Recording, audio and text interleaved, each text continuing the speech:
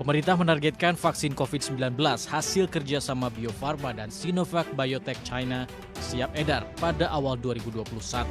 Saat ini, Bio Farma bekerjasama dengan Universitas Padjadjaran dan Badan Penelitian dan Pengembangan Kesehatan Balitbangkes untuk persiapan uji klinis tahap 3 vaksin tersebut.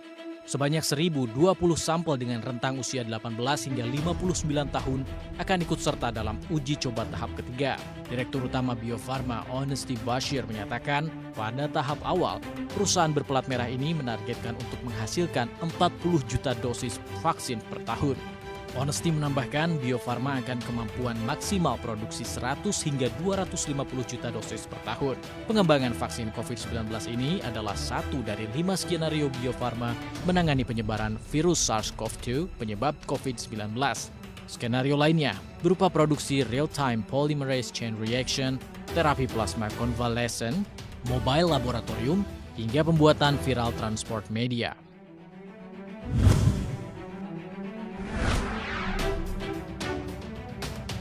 Boleh jadi pegawai negeri sipil bisa bernafas lega atas kejelasan gaji ke-13 mereka.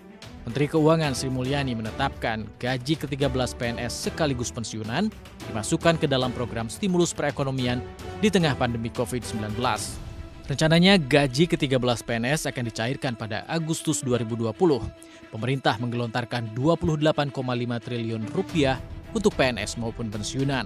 Rinciannya ada 6,7 triliun rupiah untuk gaji ke-13, kemudian pensiun ke-13 dikucurkan 7,8 triliun rupiah, dan sisanya 13,9 triliun rupiah untuk PNS daerah.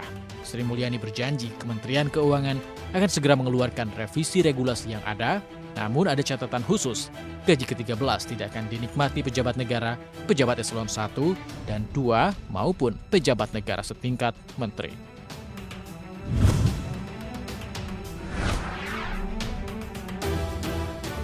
Satu dari 7 pabrik yang akan merelokasi pabriknya ke Indonesia resmi pindah ke tanah air. PT Melun Technology Indonesia, pabrik yang bergerak di usaha industri speaker, video, dan audio elektronik, termasuk salah satunya produk JBL, memindahkan pabriknya dari Suzhou, China ke Subang, Jawa Barat. Melun sendiri berencana akan berinvestasi 90 juta dolar Amerika Serikat dengan penyerapan tenaga kerja hingga 8.000 orang. Ditargetkan, produksi dari pabrik di Subang akan dimulai pada semester 2 tahun ini. BKPM sendiri memastikan total 7 perusahaan yang merelokasi pabriknya akan mengucurkan investasi sekitar 850 juta dolar dengan potensi penyerapan tenaga kerja hingga 30.000 orang.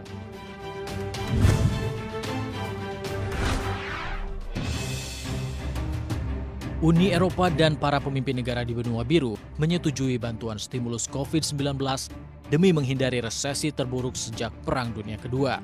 Setelah berunding alot selama 4 hari, 27 pemimpin negara Uni Eropa akhirnya menyepakati dana stimulus penanganan dampak COVID-19 senilai 750 miliar euro atau sekitar 12.523 triliun rupiah. Nilai total stimulus jangka pendek dan menengah ditetapkan 750 miliar euro, sedangkan untuk hibah ditetapkan senilai 390 miliar euro. Sementara sisa stimulus jangka menengah akan diberikan dalam bentuk utang dari Uni Eropa kepada negara-negara anggotanya.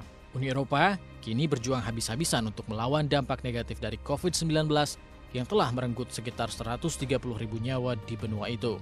Ekonomi Uni Eropa juga diproyeksikan terkontraksi sebesar 8,3% di tahun ini.